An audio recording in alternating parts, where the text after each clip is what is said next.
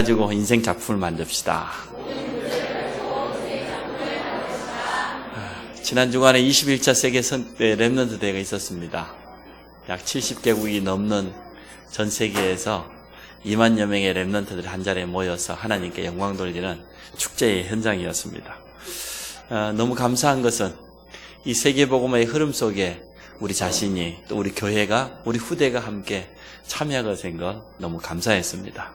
올해 우리 장로님들도 시간을 내고 또 많은 교사들이 함께 참여하면서 우리 렘넌트가 함께 할 수 있는 그런 좋은 시간을 되어서 더욱더 감사했습니다.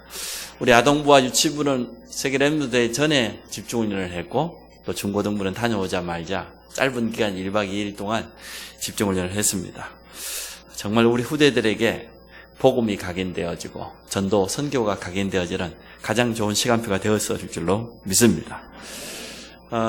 찬양을 들어보니까 달라요. 전부 찬양하는 내용이 하나같이 복음을 각인시키는 거예요. 또 하나같이 전도와 선교의 사명을 찬양하는 걸 봤습니다. 기도하는 소리도 달랐습니다. 뮤지컬을 하기도 하고 퍼포먼스를 하기도 하고 많은 전문인들, 기능인들이 자신이 가지고 있는 기능을 가지고 하나같이 복음을 그리고 전도와 선교에 대한 중요한 미션을 표현하는 걸 보게 되어졌습니다. 그래서 아마 3박 4일 동안 집중하면서 우리 후대들에게 굉장히 중요한 복음이 각인되어지고 전도 선교의 미션이 붙잡혀졌을 줄로 믿습니다. 이제 지금부터가 진짜 시작입니다. 그 속에서 3박 4일 동안 있었지만 실제로 내 개인의 현장 속에 돌아와서 응답을 제대로 누려야 되거든요. 우리가 은혜 받았다, 말씀 받았다 할 수 있지만 실제로 받은 말씀을 받은 은혜를 내 것으로 만드는 것은 내가 해야 될 숙제거든요. 우리가 개인화시키는 그런 응답 받기를 원합니다. 이번 21차 세계 렘넌트 대회를 통해서 받았던 그 말씀을 가지고 모든 참여한 우리 렘넌트들과 사명자들이 그 응답을 이제 그대로 확인하는 그런 축복을 누리시기 바랍니다. 오늘 인생 작품을 만들어라 그랬는데요. 문제를 인생 작품으로 만들어라 그랬어요. 우리 앞에는 끊임없이 문제가 찾아옵니다. 근데 그 모든 문제를 가지고 하나님께 영광 돌릴 수 있는 최고의 인생 작품을 만들어라. 지금 여러분 문제 속에 있는 사람도 있죠? 근데 하나님은 그거 가지고 우리 인생의 최고 작품을 만들기를 원하신다는 겁니다. 오늘 요한계시록 올해 1장을 읽었습니다. 이 예언의 말씀을 읽는 자와 듣는 자와 그 가운데 기록된 것을 지키는 자가 복이 있다. 때가 가까웠다. 무슨 때가 가까운 겁니까? 주님이 재림하실 그때가 가까워진 거예요. 그래서 오늘 이 언약의 말씀을 붙잡고 응답 받으시기를 바랍니다. 7 렘넌트와 성경 속에 성공한 자들이 붙잡았던 승리했던 비밀이 있는데 그걸 이번에 5가지 단어로 간단하게 요약해 줬습니다. 첫 번째가 뭐였습니까? 카바넌트, 언약이에요. 성경 66권이 전부 언약입니다. 근데 그 성경 66권 그 언약의 키는 누굽니까? 예수가 그리스도로 오신다는 거예요. 예수가 그리스도로 오셨다는 거예요. 예수 그리스도가 바로 언약의 핵심입니다. 하나님이 우리에게 주신 영원한 언약이 있는데 그게 바로 복음이요. 그 언약의 주인공이 바로 예수 그리스도입니다. 성도들에게 있어서 가장 큰 실수가 뭐냐? 복음이면 다 된다. 여기에 대한 결론이 나야 되는데 이 결론이 안 난 거예요. 7명의 렘넌트 어떻게 했습니까? 오직 언약, 복음이면 다 끝났다. 그게 인생의 결론을 딱 내버렸어요. 초대교회는 보니까 사도행전 1장 1절 그리스도와 하나님의 나라 세계복음화 여기에다가 결론을 다 내버렸어요. 거기에서 모든 것이 시작돼야 될 줄로 믿습니다. 언약 잡았다 그 말은 무슨 말입니까? 정말 내가 예수 그리스도 복음으로 모든 답을 다 얻은 거예요. 그게 진짜 언약 잡은 거예요. 많은 성도들이 있지만 복음이 모든 것이라고 하는 이 결론을 못 내는 거예요. 그게 문제예요. 구원받은 하나님의 자녀인데도 불구하고 그리스도 안에 모든 것이 다 있다고 하는 이 답이 나야 되는데 이게 안 나면 언약 안 잡은 거예요. 오늘 언약 잡으시기 바랍니다. 그리스도는 모든 것입니다. 베드로가 고백했습니다. 우리에게 구원을 주실 만한 유일한 이름은 오직 예수 한 분밖에 없다고. 바울은 이렇게 고백했어요. 예수 그리스도 최고의 지식이다. 나머지는 다 배설물이다. 그리스도 안에 모든 것 다 있다. 그렇게 인생의 결론을 냈어요. 그래서 7명의 렘넌트와 성경에 나와 있는 모든 성공자들이 붙잡았던 첫 번째 비밀, 언약 잡았어요. 그 언약의 키는 예수 그리스도입니다. 예수 그리스도는 모든 것이다.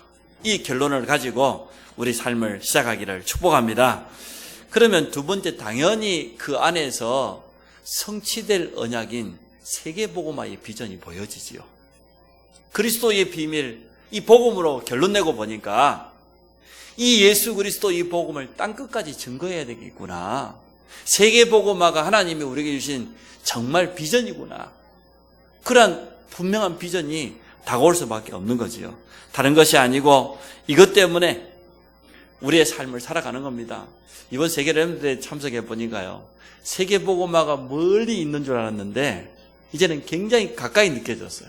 일단 70개국 이상이 참여해서 그런지도 모르겠지만 전 세계 각 대륙별로 나라별로 와서 퍼포먼스를 하고 발표를 하는 걸 보면서 야, 정말로 전 세계 현장에 이렇게 많은 렘넌트들이 일어나고 있구나. 전도운동, 선교운동이 지금 일어나고 있구나. 이게 보여지는 거예요. 그 현장에 가 있기만 했더니 하나님이 약속하신 이 세계복음화의 언약이 지금 성취되고 있구나. 이것이 느껴졌습니다. 그래서 여러분, 이 그리스도의 언약 붙잡고 세계복음화의 비전 속으로 들어가시기 바랍니다. 불신자들이요, 가지고 있는 비전이 그게 진짜 비전 아니에요. 불신자들의 성공이 진짜 성공 아닙니다. 도리어 현장에 더 많은 어려움을, 재앙을 가지고 싶습니다. 그래서 우리는 오직 그리스도 안에서 답을 얻고 결론 내리고 세계복음화의 비전을 붙잡기를 원합니다. 그 속에서 나오는 꿈이요, 그냥 꿈이 아니지요. 언약과 비전 속에서 하나님 주신 꿈입니다. 우리 유목사님은 1천만 제자가 꿈이라고 그랬어요.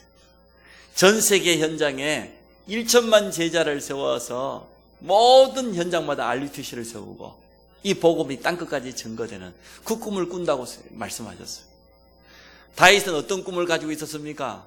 언약궤를 모실 성전 건축이라는 꿈을 가지고 있었어요. 바울은 어떤 꿈을 가지고 있었습니까? 사도행전 19장 21절에 보니까 로마도 보아야 하리라. 그 시대의 최고 강대국인 로마 복음화를 이루어야 세계 복음화가 이루어지기 때문에 바울은 그 꿈을 늘 꾸었던 것 같아요. 로마도 보아야 하리라. 그런 바울에게 풍랑을 만났던, 위기를 만났던 하나님의 주의 사자를 보내사 더욱더 확신을 주었지 않습니까? 바울아, 두려워하지 마라. 네가 가이사 앞에 서게 될 것이다. 로마에서 증거하게 될 것이다. 예루살렘에서 복음 전했던 것처럼 저 로마에 가서도 증거하게 될 것이다. 분명히 확신을 주었습니다. 이러한 꿈을 꾸시기를 바랍니다. 세상 사람들이요, 성공했는데도 어려움 당한다니까요.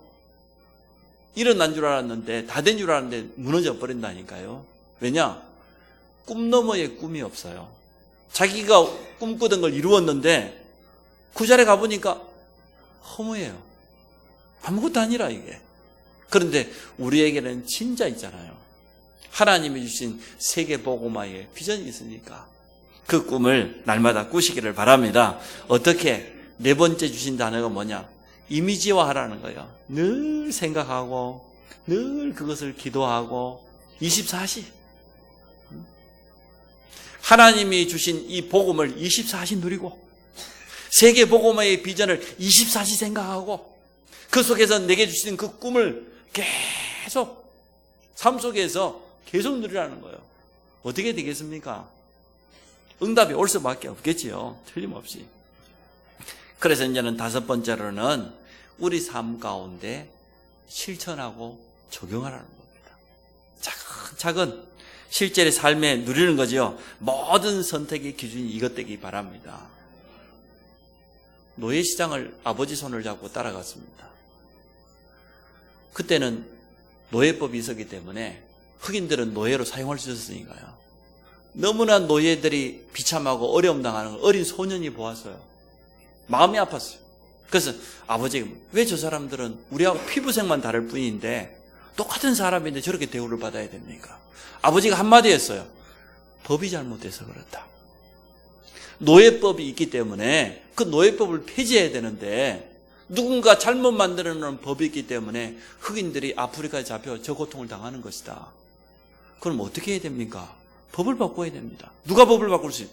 대통령이 바꿀 수 있다. 내가 대통령이 돼야 되겠구나. 그래서 저 불쌍한 흑인들에게 복음 전하고 저들을 자유인으로 풀어줘야 되겠구나. 이런 꿈을 가졌어요. 하나님의 말씀을 언약으로 붙잡았어요. 갈라디아서 3장 28절에 보니까 그리스도 예수 안에서는 유대인이나 헬라인이나 남자나 여자나 주인이나 종이나 똑같다. 모두가 하나다. 이 언약을, 하나님의 말씀을 딱 가슴에 담아. 누굽니까? 링컨입니다. 내가 이 언약의 말씀을 붙잡고 대통령이 되어야 될 꿈을 꾸었어요. 계속 기도했어요. 결국은 대통령이 되었지 않습니까? 결국은 그 응답받아서 흑인들을 법을 고쳐서 모든 노예들을 해방시켜버렸어요. 이처럼 우리가 제대로 언약 붙잡고 비전 속에서 꿈을 가지게 되어지면 하나님은 분명히 이루십니다. 불신자들은 언약도 모르죠. 복음 모르잖아요. 세계복음화와 전혀 상관없는 헛된 비전을 가지고 있습니다. 잠시 있다가 없어질 그 비전을 가지고 있어요. 그런 꿈을 꾸기 때문에 결국은 성공한 줄 알았는데 성공한 이후에 더 큰 영적인 문제로 무너져 버리는 겁니다. 오늘 이 자리에 있는 우리 모든 성도들과 특히 우리 렘넌트들은 하나님이 주신 이 5가지 비밀을 붙잡으시기를 바랍니다. 그러면 7명의 렘넌트가 받았던 응답, 성경 속에 있는 모든 성공자들이 받았던 그 승리를 체험하게 될 줄로 믿습니다. 인생 작품을 어떻게 만들어야 되냐? 첫 번째, 우리 모두 가지고 있는 단점이 있잖아요. 우리 가지고 있는 한계가 있잖아요. 그것을 가지고 인생 작품으로 만들어라. 7명의 렘넌트는 전부 단점이 있어요. 요셉, 가정에 어려움 너무 많았습니다. 모세, 입양아 출신입니다. 입양자입니다. 입양자. 양자 출신이라니까요. 지금도 우리 해외에 많은 입양되어 갔던 사람들이 고국을 찾아오지만 그들이 가지고 있는 상처들 많잖아요. 다윗, 사무엘 전부 다 단점 다 가지고 있었어요. 연약한 거 다 가지고 있었어요. 그런데 자신이 가지고 있는 단점을 가지고 언약 속으로 들어가 버리니까요. 최고의 인생 작품이 된 줄로 믿습니다. 요셉과 모세를 보십시오. 도와줄 사람이 없어요. 사실은 아무 힘도 없어요. 그런데 그 외로움 속에서 인생 최고의 작품을 만들었습니다. 노예 출신이 애굽의 총리가 되었어요. 그래서 쌀 팔아가면서 전 세계인들에게 여호와 하나님이 살아계신 것을 증거했어요. 이 정도 응답받았으면 됐죠. 입양자 출신이 출애굽의 지도자가 되어졌습니다. 애굽에서 그 강한 강대국 속에서 10가지 기적을 일으키는 주역이 되어졌습니다. 오늘 여러분이 가지고 있는 단점이 뭡니까? 복음 안에 있으면 하나님은 그것도 사용하실 줄로 믿습니다. 복음의 능력은 우리 지난 과거의 상처, 우리의 한계 괜찮아요. 복음을 지속적으로 누리다 보면 하나님의 말씀의 흐름 속에 꾸준히 들어가다 보면 지난 과거의 상처가 도리어 발판이 되어지고 우리에게는 큰 응답이 되고 증거가 될 줄로 믿습니다. 내 가지고 있는 모든 단점을 인생 작품으로 만들어라. 하나님은 만드시겠다는 거예요. 우리가 가지고 있는 연약함 때문에 더욱더 하나님을 바라볼 수 있다고 하면 어떻게 되겠습니까? 최고 축복이 되겠죠. 다윗을 보십시오. 다윗처럼 어려움 당한 사람이 있겠습니까? 아니, 자기 나라를 위기 가운데 건졌어요. 그런데 그것 때문에 왕으로부터 살해 위협을 당하고 가장 큰 어려움을 당했습니다. 젊은 시절을 거의 도망자의 삶을 살았습니다. 그런데 다윗은 그 시기에 최고의 응답을 누렸어요. 위기 만난 그때에 이스라엘의 가장 좋은 제자들을 찾아냈어요. 정말로 나라를 사랑하고 하나님을 두려워할 줄 아는 그러한 일꾼들이 다윗이 가는 곳마다 계속해서 일어나게 되어졌습니다. 영적 문제를 만난 시대를 우리가 맞이하고 있습니다. 엘리사 시대와 같이, 아하방 시대와 같이 완전 흑암으로 가득 차 있는 위기 시대를 만나 있지만, 그래서 스승 엘리야에게 마지막 기도 제목을 내는 겁니다. 영감의 갑절을 주옵소서. 위기 만난 이 시대를 살리기 위해서는 다른 것으로 안 되기 때문에 성령 충만에 갑절을 내게 허락하여 주옵소서. 그 기도했던 엘리사가 도단 운동을 통해서 가는 곳마다 선지생도를 세웠어요. 많은 제자들을 찾아내고 위기 만난 이스라엘을 살리는 그러한 주역이 되어졌습니다. 또 누굽니까? 이사야입니다. 이스라엘이 가장 어려울 때 부름받았잖아요. 하나님의 탄식 소리를 들었어요. 누가 우리를 위하여 갈고? 내가 여기 있습니다. 나를 보내주옵소서. 그 믿음의 고백을 했습니다. 렘넌트를 세워서 복음이 회복될 것을 분명히 선포했습니다. 이사야가 예언한 그 예언의 말씀이 그대로 성취되어졌습니다. 누굽니까? 바울입니다. 바울은 발걸음 닿는 곳마다 살아났어요. 바울의 발걸음이 움직이는 곳마다 제자가 일어나요. 심지어 감옥 안에까지 제자가 일어났습니다. 바울이 남긴 인생 작품이 여기 속에 있잖아요. 14권의 서신서를 남겼는데 그 14권의 서신서가 거의 대부분 옥중서신이에요. 감옥 안에서. 감옥 안에 갇혀있는 그걸 단점으로 삼는 것이 아니고 감옥 안에서 이 보낸 서신서 편지가 지금 우리 속에 성경으로 그대로 남아 있습니다. 오늘 우리의 환경 문제되지 않아요. 우리가 가지고 있는 연약함, 단점 문제되지 않습니다. 정말로 우리가 복음을 붙잡는다고 하면, 복음 안에서 세계복음화의 비전을 꿈꾼다고 하면 하나님은 우리의 단점을 통해서도 역사하실 것을 믿습니다. 7명의 렘넌트는 너무나 한계가 많아서요. 안 될 수밖에 없는 그런 조건이었습니다. 환경이 그랬습니다. 그런데 그들은 그 속에서 최고의 작품을 만들어냈어요. 우리 모든 성도들이 그 응답 받으시기를 바랍니다. 나는 이래서 안 되고 저래서 안 되고 이것도 문제고 저것도 문제고 당장에 WRC 갔다 오면 집에 가니까 부모 만나보니까 또 스트레스 받고 갈등 생기고 오늘 아침부터 예배 좀 드려 나올라 보니까 뭐 이것이 마음에 안 드네 저것이 마음에 안 드네. 우리 집에 뭐냐 옷 입는 것 가지고도 뭐 서로 신경질을 했었더라고. 별의별 게 다 있고. 근데요 거기에 속으면 안 돼요. 거기에 머물러 있으면 안 돼요. 복음은 모든 것을 뛰어넘는 겁니다.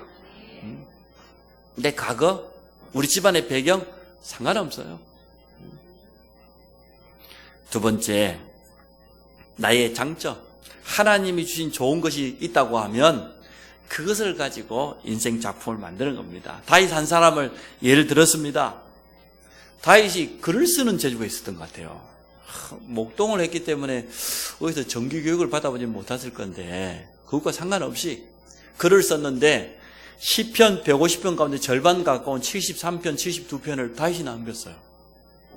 글을 써가지고 어떻게 남겼습니까? 그것도 요즘 시인들이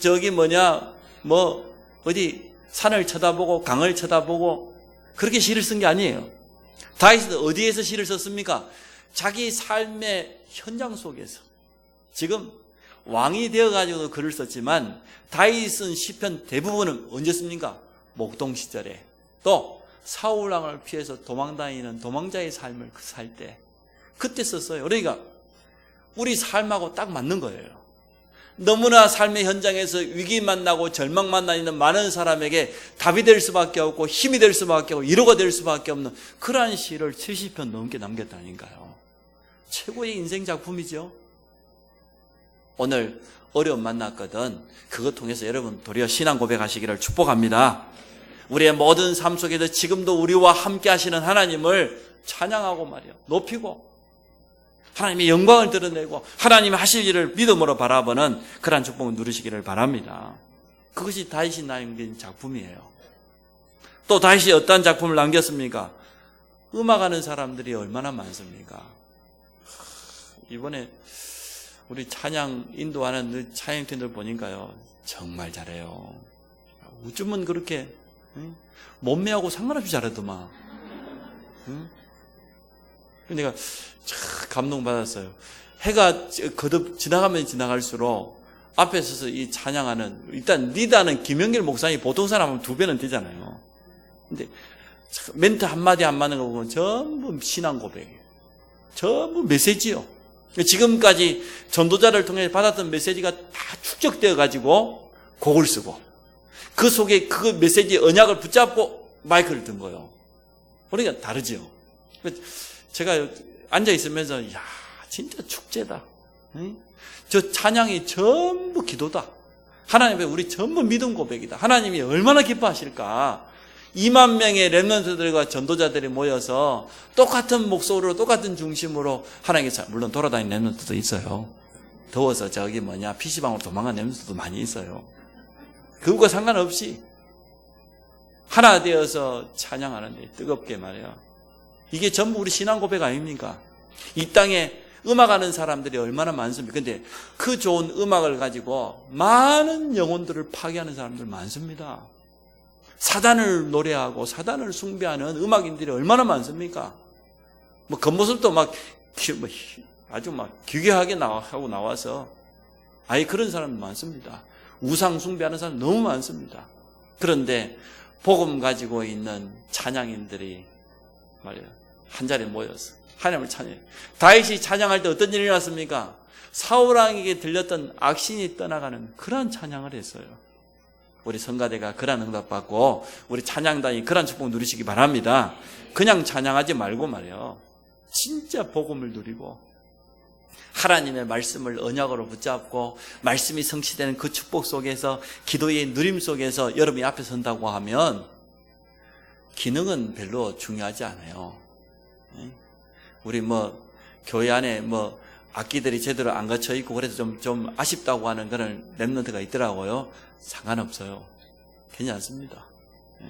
하나님은 우리의 중심을 보십니다. 나머지 기능은 뭐냐? 시간표 되면 하나님께서 다 세우실 줄로 믿습니다. 그러한 찬양이 회복돼야 돼요. 어떠한 찬양? 영적인 찬양. 영적인 힘을 가지고 말이에요.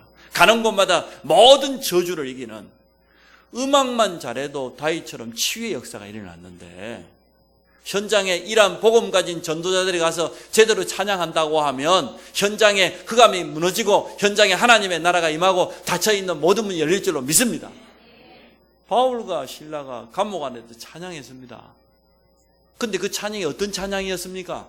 감옥문을 열고 간수의 가족 전체를 살리는 전도의 문이 열리는 그런 찬양이 되어졌습니다. 여호사밧 왕이에요. 찬양을 제대로 알았어요. 전쟁을 만나 적군이 쳐들어왔는데 제일 앞에다가 누구를 세웠다고요? 성가대를 세웠어요. 성가대를 제일 앞에. 아니 전쟁을 만나고 지금 칼을 들고 지금 싸우러 나왔는데 찬양대가 앞서 나갔다. 성경에 뭐라고 했습니까? 그들의 찬양이 시작될 때에, 찬양이 시작됨과 동시에 하나님께서 역사하셨어요. 적군을 다 멸하셨어요. 이게 찬양의 능력입니다. 다윗이 그러한 달란트를 가지고 있었다니까요.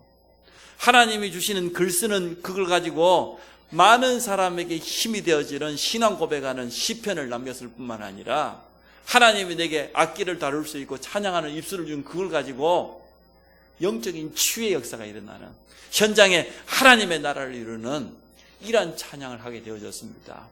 이러한 찬양이 모든 성도들에게 회복되기 바랍니다. 렘넌트들도 개인 찬양하세요. 교회 안에서만 찬양하지 말고 여러분 개인 찬양을 회복하세요. 내 삶의 현장에서 실제로 찬양하다가 이 앞에 서야지 제대로 찬양이 되어지지. 내 삶에서는 24시간 그냥 엉뚱한 것만 듣고 그냥 귀에다가 뭘 꽂고, 예배 시간에도 보니까 우리 주일이하고 누구는 귀에다 뭘 꽂고 있더라. 시간 내내 뭘 듣는지 모르겠어요. 분명히 찬송은 듣지 않을 건데 뻔하죠. 그래서 우리는 정말 복음 가지고 있기 때문에 복음 가진 자의 찬양을 통하여서 하나님께 영광 돌리기를 원합니다. 또 다윗이 뭐 했습니까? 목동했습니다. 목동이라고 하는 이 직업은 가장 낮은 직업입니다. 천한 직업입니다. 모든 사람이 무시하기 쉬운 그러한 직업인데, 근데 거기에요. 다윗은 얼마나 기도했던지 최고의 목동이 되었어요. 성경에 뭐라고 했습니까? 양 한 마리 잃어버리지 않을 만큼 응답받았어요. 그래서 기도 속에서 이 양을 살피는데도요, 얼마나 전문성을 가졌습니까? 그리고 우리가 영적인 힘 가지고 찬양도 해야 되고, 영적인 힘 가지고 글도 써야 되고, 영적인 힘 가지고 모든 직업과 학업하기를 바랍니다. 얼마나 다윗이 기도했으면 이러한 능력이 나타나겠습니까? 그래서 제일 먼저 우리가 회복해야 될 게 뭐냐? 영적인 서밋. 기도의 힘 속에서 모든 것을 해라. 그러면 내가 하는 일이 아무리 작은 일이라 할지라도 거기에요, 기능 서밋이 찾아오는 거예요. 그럼 기능 서밋에 응답받고 보니까 나중에 어떤 일이 났습니까? 물맷돌 던지는 그 기능이 블레셋의 골리앗을 무너뜨리는 그런 응답을 받았어요. 골리앗을 무너뜨리라, 그 말은 무슨 말입니까? 모든 주위에 있는 열방들과 블레셋 사람들이 다 알았을 것 아닙니까? 이스라엘의 여호와 하나님이 함께 하시는 것. 저 소년 다윗에게 하나님께서 기능을 주셨다는 것. 이게 복음 전하는 거잖아요. 그것을 문화 서밋이라 그래요. 세 가지 응답이 같이 왔어요. 다윗에게는 얼마나 기도 속에서 영적인 힘을 가지고 있었는지, 작은 일이었는데 그게 복음 전하는 문화 서밋으로 주위에 있는 모든 열방들이 하나님 살아계심을 알게 되어지는 그런 응답의 시간표가 다가온 줄 믿습니다. 성경이 그걸 말하고 있습니다. 우리 가지고 있는 단점, 그것도 최고 인생 작품으로, 하나님 주신 작은 달란트가 있다고 하면 그거 가지고 최고 인생 작품으로. 세 번째, 우리에게 일어나는 모든 사건을 인생 작품으로 만들어야 되겠습니다. 우리 가정 안에 가지고 있는 영적인 문제 많잖아요. 너무 무능하고 가난하고 어렵고 질병 가운데 우리 교회가 가지고 있는 한계도 있습니다. 근데 이 모든 것을 가지고 여러분이 언약을 제대로 붙잡으시기를 바랍니다. 복음의 능력은 돼요. 복음이면 돼요. 저도 이 자리에 있는 우리 부모 세대들이 하나같이 가정들이 다 어려웠어요. 그런데 복음은 우리 가정 가면 얼마든지 살릴 수 있습니다. 그것 통해서 제대로 언약 붙잡으면 됩니다. 우리 교회가 비록 안성에 있지만, 월세 살고 있지만 제대로 언약 붙잡는다고 하면 하나님은 틀림없이 역사하실 겁니다. 복음은 모든 것을 살리는 겁니다. 복음은 모든 것을 바꾸는 겁니다. 살리지 않고 도와주는 것은 의미가 없어요. 우리가 가족들을 도와줘야 되지만 영적으로 살려야 되는 것이지, 육신적인 도움 아무리 줘봐도 나중에는요 되돌아가요. 어떻게 해야 되냐? 영적으로 살려버려야 돼. 영을 바꿔버려야 돼. 복음의 능력으로 우리 가정과 가문 후대들을 온전히 바꾸기를 원합니다. 복음은 아무도 건드릴 수 없는 능력이기 때문에 말이에요. 문제와 갈등, 위기를 통하여서 하나님께서 모든 것을 이루어 가십니다. 우리 삶 속에는 계속 문제가 찾아오는데요, 문제가 아니고 그 문제가 전부 하나님의 계획입니다. 하나님의 뜻입니다. 7명의 렘넌트가 만난 문제를 여러분 알고 있지 않습니까? 얼마나 문제가 많았습니까? 가정 안에서도 현장에서도 얼마나 갈등이 많았어요. 실컷 가정 총무가 되어서 보디발의 밭에 있는 채소까지 복을받도록 노예 한 사람 때문에 어마어마한 장관의 집에 영육간의 복이 임했어요. 그랬더니 그것 때문에 오해해가지고 나중에는 감옥도 가고. 만약에 언약이 없었다고 하면, 하나님 주신 꿈을 통해 주신 비전이 없었다고 하면 틀림없이 요셉은요 정신병원에 가 있어야 돼요. 안 그래요? 아무리 이복일의 형제라도 그렇지 어떻게 형들이 자기를 노예로 팔 수가 있습니까?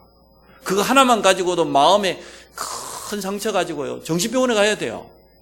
아니 가서 보디발을 위해서 충성을 하고 최선을 다해줬더니 이상한 부인 만나가지고 막 오해해가지고 감옥 안에 가서 정신문제 오겠습니까? 안 오겠습니까?